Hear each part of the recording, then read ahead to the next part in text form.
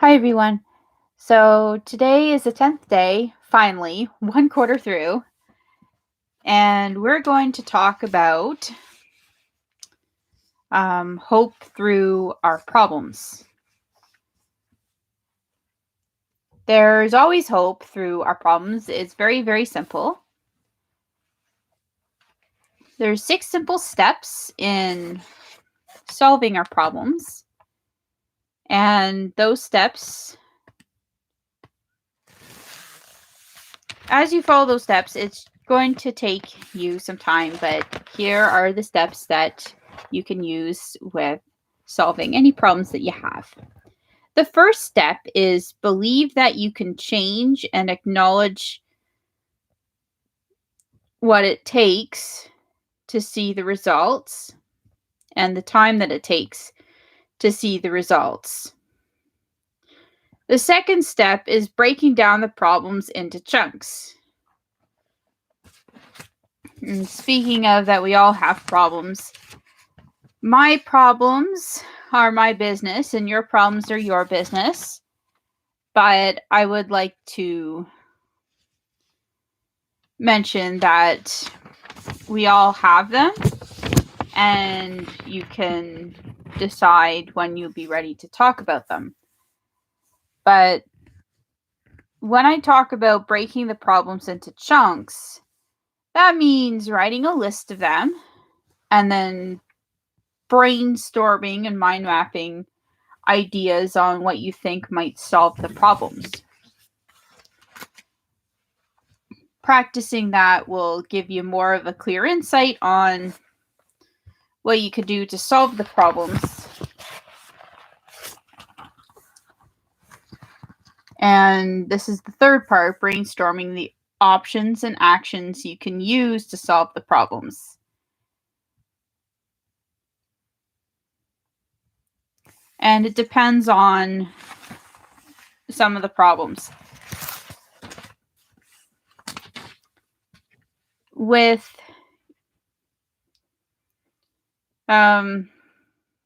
like I have a bunch of them that it's going to take a while for me to solve them.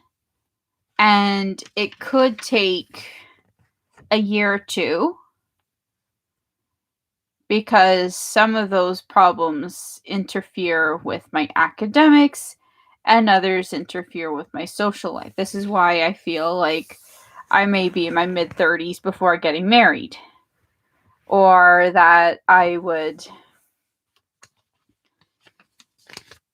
take a while to learn how to follow through with something that I've said. I never really thought about how important it was before because I kept being cut off, and I would talk about something and it kept being put away over and over again. And it has a lot to do with the zones of trust versus distrust. And some events are harder to put together. When it comes to a very good, effective fundraising event, it could take the yellow or the green zone. But if I'm in the orange zone and the red zone, fundraising events are not going to be effective. It'd be just a waste of my money since people may not want to come. Therefore, when it comes to following through realistically, it does take some thought and it does take some time before we can change from not having an opportunity to having an opportunity.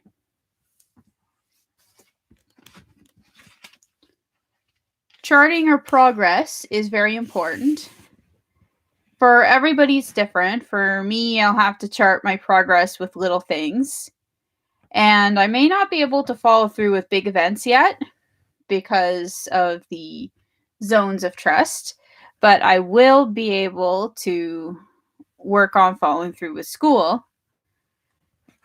with a lot of the things that would be needed to learn how to follow through, like Bible study, prayer, and advice from friends, counseling, going to an access and support center at the school to help me through when I have a disability or I have a lot of academic related problems. And the other strategies when that can help us have hope through our problems are music and counseling.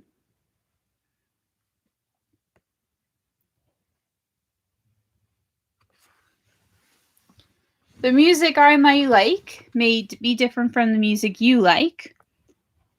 I would assume that most Christian people like Christian music. The choice of Christian music all depends on the individual themselves and which songs help them feel better. Now, not everybody goes for Christian music to help them through their problems because everybody has different beliefs. But usually one of the things that helps us have hope through a problem when it comes to music is just picking a song that you like, whether it is a Christian song, a secular song, or a song in your own language. For some people, Russian music would be nice for them when they have a problem. For me, it would be Dutch music because I do speak Dutch.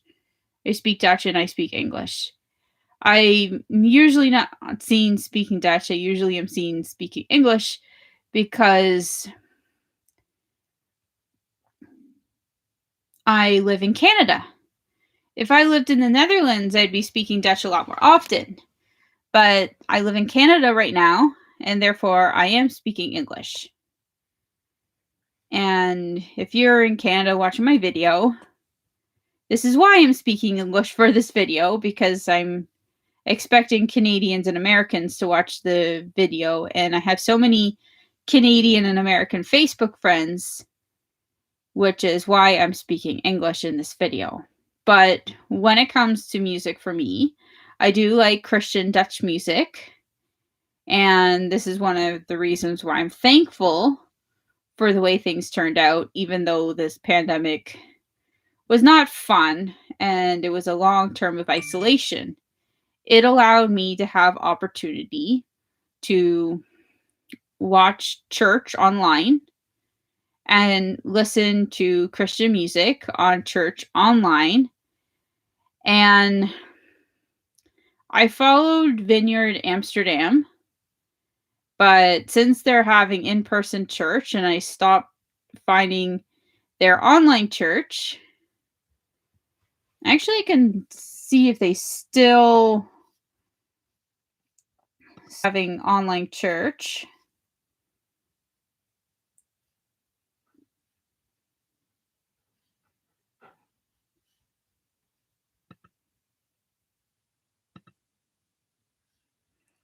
Yeah, they stopped having online church since September 26th. But there is another church called Mosaic, and Mosaic Church is in another part of the Netherlands. It's not exactly in Amsterdam, but it is in the Netherlands. And that Mosaic Church is a very Dutch church, which is very welcoming. And when the pandemic's over, I would like to physically visit the Mosaic Church. So I have a bucket list on things I'd like to do in the Netherlands.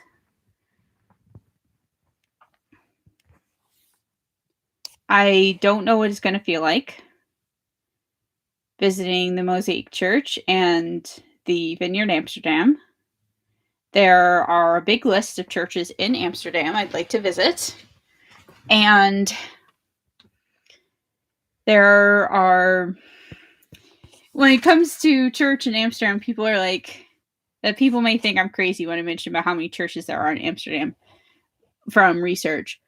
But one of the things I have noticed is not everybody in church does walk with the Lord the way he wants them to. And it is a surprise that it's not just atheists that have sexual issues, but sexual issues even happen in the church. The church doesn't talk about it as much as they should. The pastors can be afraid of talking about the subject because the sexuality in the church is other people who, the pastors can feel that the audience at the church may perceive him as rude if he talks about sexuality issues with the church when there's people who go to church who are addicted to pornography, or people who go to church who have sex with prostitutes. I don't know the exact percentage of how this works, but when it comes to pornography in the church with people my age and older, I think it's only up to 34%. It's awkward to mention this in the video and to mention it to people. People may think I'm crazy. And for people who are in their 20s at the church and teenagers in the church, the percentage of the pornography addiction to young people in the church is a lot higher than I really want to talk about. And you would be very shocked if I mentioned the actual percentage of who has pornography problems in the church, or how many have pornography problems in the church. So the church does need to learn to talk about problems, but sexuality problems are very difficult to talk about, even in the church. But unfortunately, it's a reality. There is hope when people have sexuality problems, but that hope is not the way they really want to see it. A lot of them want a fast plan, but in reality, there's no fast plan. And a lot of churches approach those problems religiously too, which does cause a lot of people to not be able to recover from their addiction. They could still have an addiction to pornography for several years.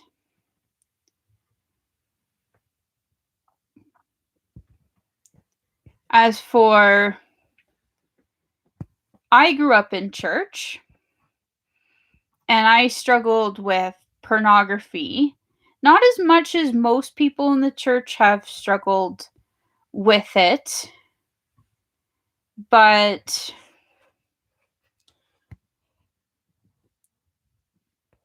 the one time I saw a video that was almost pornographic, and I didn't really understand why the people were doing what they are doing to each other's bodies.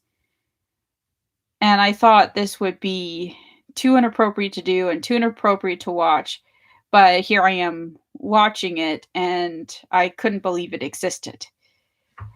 As for other people, not just other people, but also myself, took a while to mentally adjust the information that was going on in my head from seeing what I have seen.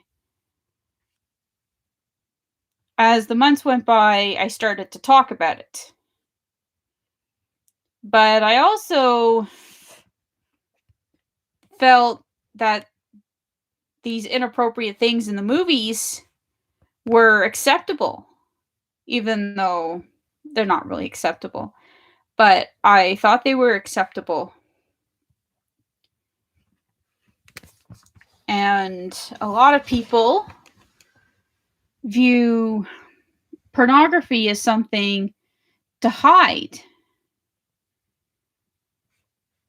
When it comes to breaking down hope, when people have a problem as big as the sexuality problems and the things that they watch on TV or on their phone, or the pictures they have seen from their friends, when it comes to breaking down the problems, first of all, they should be committed to a Celebrate Recovery for over 5 years. But I've met some people who struggled with pornography and they've only went to Celebrate Recovery for 1.5 years or 2 years. And I'm worried for them because I'm afraid they're going to slip back into their pornography addiction. I cannot mention names because there's something called confidentiality and anonymity. That means what's said at the Celebrate Recovery stays at the Celebrate Recovery. So therefore, I can't really say names of who has problems with what, because that is not my place to put it out in the video. If they want to do their own podcast and share their testimony about the problems that they've had and the problems they do have, and put it on Blogger, Facebook, YouTube, Instagram, then they can go ahead. But I can only talk about the factors of what leads to what and how to solve the problems. And I shouldn't be mentioning names of who has which problems and how long they have been at the counseling service or the Celebrate Recovery to solve the problems. The Celebrate Recovery is one of the steps for people who have porn addiction, 5 years of Celebrate Recovery. The other one is consistent counseling, because pornography addiction can take about over 3 years to properly process some of the steps that it can take to overcome. Because when they have the addiction, even though they're delivered from pornography addiction, they're still going to get tempted over and over and over again. That's why they need to have counseling, and they need to go to a Celebrate Recovery so people can pray for them and people can help them through. The Celebrate Recovery is more on the we share what we have to share about our problems. Celebrate Recovery is a big part in problem solving, and Celebrate Recovery gives everybody hope when it comes to their problems. As for, therefore, Celebrate Recovery is important. Celebrate Recovery is made for us to share our problems and for other people to pray for us through our problems. And we listen to their problems and we pray for them to help them solve their problems.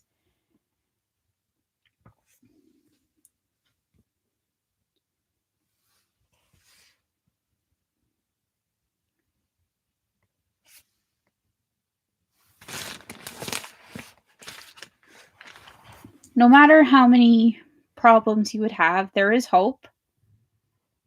But we need to think about instruction. The hope is not going to succeed without instruction. So we must have instruction in order to attain the hope. So, example, counseling, Celebrate Recovery, Bible reading, accountability partners, and mentors. All those are very important, as well as believing in the change and breaking down the problems, brainstorming, charting, good music, and where to take our situations to. This has been a bit of a talk, and I thought it was going to be shorter, but there was a few things I needed to talk about. If anybody's curious about how to learn to solve their problems, then Celebrate Recovery has a lot of good resources. There are other ministries that can help with problem solving, and I don't know all of their names. But Celebrate Recovery has been a very good helping tool. The Bible is good, and Celebrate Recovery also involves the Bible and the principal steps in our own language. The Bible is very important, but it's also a history, and we need mentors who know how to interpret the Bible. And therefore, we learn from the Bible through our mentors.